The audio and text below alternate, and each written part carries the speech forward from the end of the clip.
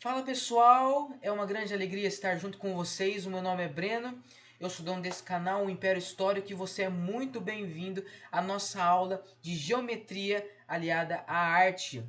Eu vou trazer esse tema para vocês seguindo o plano da Central de Mídias do Estado de São Paulo, que proporcionou para mim estar aqui também, passando essa matéria para vocês, a professora Elaine de Arte. Qualquer dúvida vocês podem deixar aqui nos comentários. Eu vou estar deixando o drive dessa live também aqui nos comentários.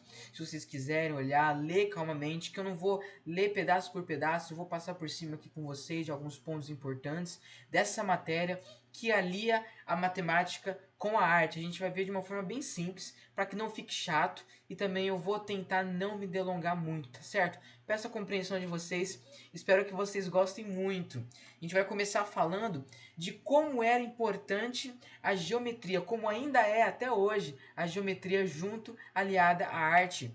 E a gente vai ver ó, que desde muito tempo a necessidade em dividir terra, observar e prever movimentos, construir e montar casas, caracterizar as origens da geometria, está longe de ser abstrata devido ao seu caráter perceptivo. A sua origem parece coincidir com as necessidades do dia a dia. A gente vê muito geometria na arquitetura, então quando a gente olha para os prédios, e agora eu quero que você volte lá para a antiguidade. Olha os prédios enormes, as construções, o Coliseu. E nós temos também as grandes construções da Grécia, Atenas, e a gente vai ver formatos diferentes. Nós vamos ver figuras geométricas diferentes, e tudo isso porque o ser humano ao longo dos séculos mostrou que a geometria é muito importante e a arte está sempre ali, porque a geometria calcula, a arte é o que a gente vê, é o que a gente olha, visualiza e fala que bonito. E aqui eu tenho um trecho do livro Brasil que nos diz assim: ó, o pensamento geométrico desenvolve-se inicialmente pela visualização. A criança conhece o espaço como algo que existe ao redor delas. As figuras geométricas são reconhecidas por sua forma, por sua aparência física em sua totalidade, e não por suas partes ou propriedades. Veja que interessante, as figuras geométricas não são conhecidas pela forma, são conhecidas pela forma e também por sua aparência. E isso é arte, tudo aquilo que a gente visualiza, tudo aquilo que a gente acha bonito é arte. Continuando, eu trouxe a imagem aqui do Coliseu, o Coliseu Romano. E esse daqui mostra pra gente diversas figuras geométricas. A gente vai ver retângulos, quadrados e também as curvas. O semicírculo. O que é um semicírculo? É um círculo dividido no meio, em que a gente olha ali, tem vários semicírculos junto com retângulos ali, as passagens, os vãos, como eu posso dizer, janelas. Eu vou me expressar com vocês dessa forma. As janelas do Coliseu têm figuras geométricas muito distintas. E se não fossem elas, a gente não ia saber o que é o Coliseu. Entenderam? Agora eu trouxe pra gente aqui mais um pouquinho de texto pra gente ler rapidinho. E a gente vai ter aqui ó, a arte e a geometria. Elas estão sempre presentes, como eu disse, nas construções, pinturas, no cinema. E suas formas, bem como seu estudo, é um dos mais importantes ramos da matemática. Então a gente estuda arte com matemática, certo? E a gente vai ver isso mais detalhadamente um pouco mais para frente. Porém, nem sempre é fácil mostrar aos educandos aplicações práticas e realistas acerca desse conteúdo, ou seja, da arte e da matemática. É muito difícil a gente falar, porque é algo que a gente visualiza melhor. Bem como motivá-los com problemas contextualizados, porque as qualidades de trabalho, estrutura das escolas, falta de material, dentre outras, pode nos impossibilitar de realizá-los. Ou seja, é difícil a gente explicar de fato por quê? Porque a gente não tem muito material disponível, a gente não tem como visitar o Coliseu, entendeu? Mas a gente visualizando, a gente vai conseguir entender juntos. E eu trouxe para cá, ó, razões trigonométricas, galera. Isso aqui vai estar sempre presente, ó, foca em mim. Sempre presente no ensino médio de vocês, nos vestibulares, se você quer fazer Enem, FUVEST, Unicamp, Unesp. Isso aqui, galera, vai estar em todo o vestibular. Trigonometria, razões trigonométricas. Isso é muito importante. A gente não pode deixar de estudar isso. E a gente pode entender isso junto com a arte, para ficar mais fácil, para ficar mais interessante. Foi assim que eu aprendi.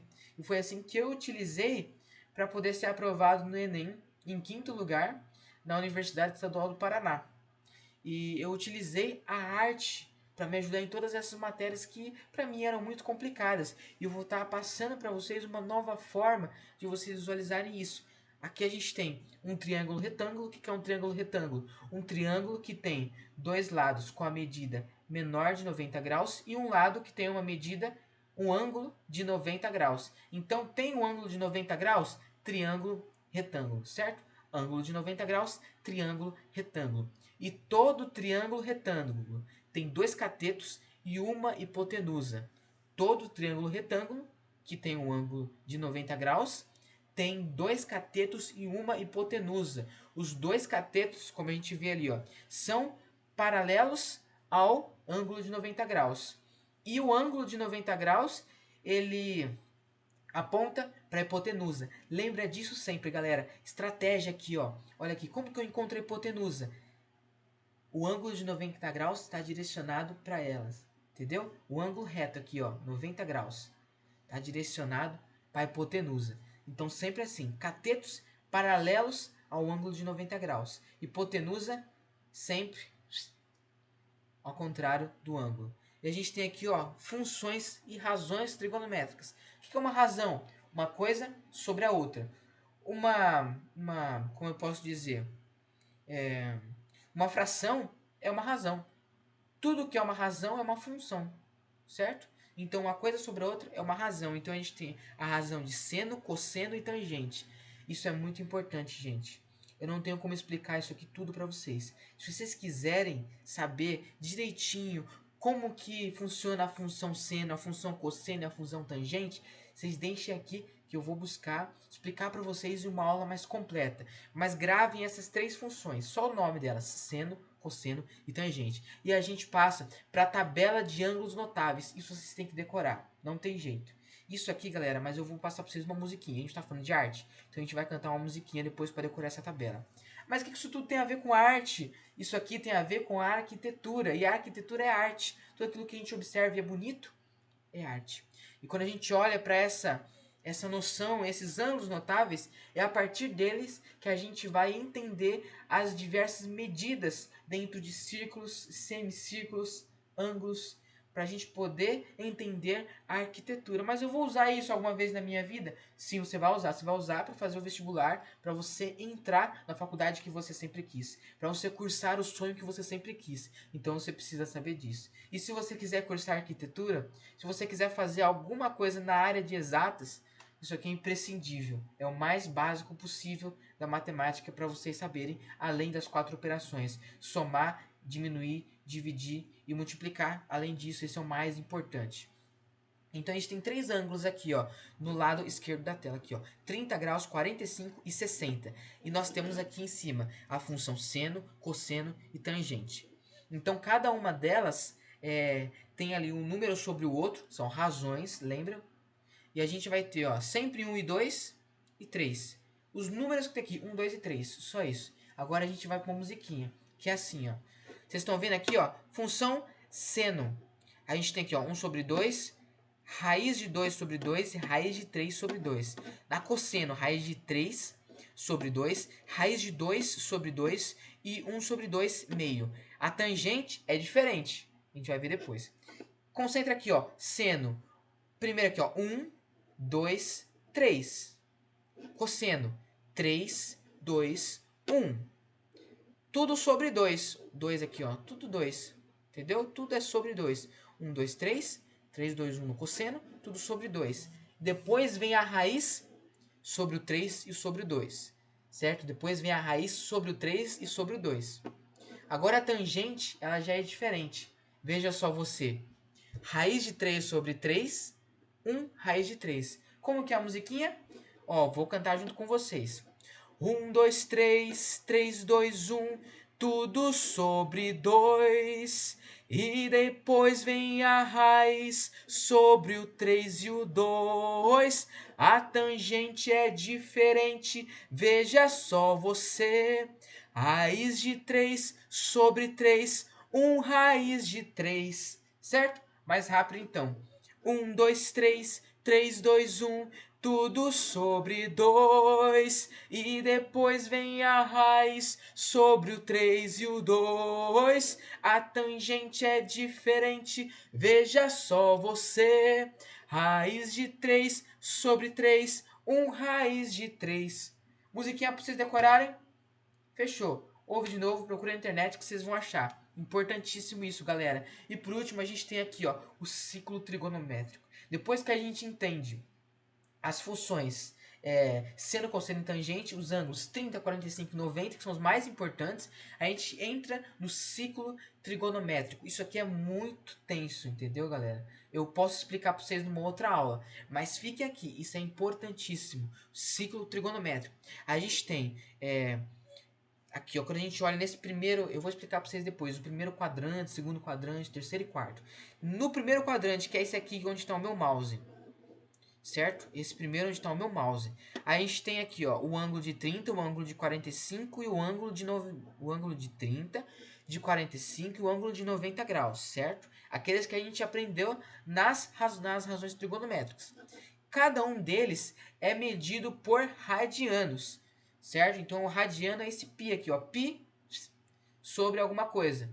É o radianos. Como que é π? Que número que é π? O π é um número que ele aproximadamente resulta no 3,14. 3,14, 3, é infinito esse número, mas ele é uma constante. E ele é através desse número, dessa letra grega aqui, esse o π, entendeu? 3,14. E ele é o radiano também aqui no ciclo trigonométrico. Então, cada ângulo tem um radiano diferente. E a gente vai ver isso mais pra frente. Depois, se vocês quiserem, eu vou explicar melhor pra vocês. Mas isso é muito importante. Só pra vocês conhecerem o ciclo, que a gente tem todos os ângulos possíveis, todos os ângulos notáveis, que são os importantes. As suas medidas em radianos, certo? Fechou. Próxima hora a gente vê com mais calma. Desse outro lado eu tenho também o ciclo trigonométrico. Já ali, ó, tem as funções seno, cosseno e a tangente. Secante, cotangente e cossecante não é muito importante, vocês não vão ver isso. Grava só, seno, cosseno e tangente. Como que eu vou decorar isso? Como que eu vou entender? Pensa assim, ó, o cosseno. Tá vendo o cosseno aqui embaixo, o verdinho aqui, ó? O cosseno, ele tá com sono. Cosseno tá com sono, então ele tá deitado. Viu aqui, ó, o verdinho? Cosseno, cossono, deitado. Aqui a gente tem em pé aqui, ó, o seno. Por que o seno está em pé? Porque ele está sem sono. Então, sem sono é o seno. Está em pé. Cossono, cosseno. Sem sono, seno em pé. Certo? E a tangente, lembra daquele ditado? Minha professora de matemática me dizia assim, ó. Lembra daquele ditado que a gente fala assim, ó? Passou pela tangente. Passou de raspão. Ih, passou de fininho aqui, ó. Quase do lado. Passou assim, ninguém percebeu. A tangente aqui, ó. Marronzinha. Bem do lado aqui, ó. Tá raspando no ciclo trigonométrico. Então pensa assim, ó, cosseno tá com sono, deitado. Seno tá sem sono, tá em pé. A tangente tá raspando. Entendeu, gente? É isso aí. E eu termino a nossa aula por aqui e a gente se vê numa próxima. Até mais, galera.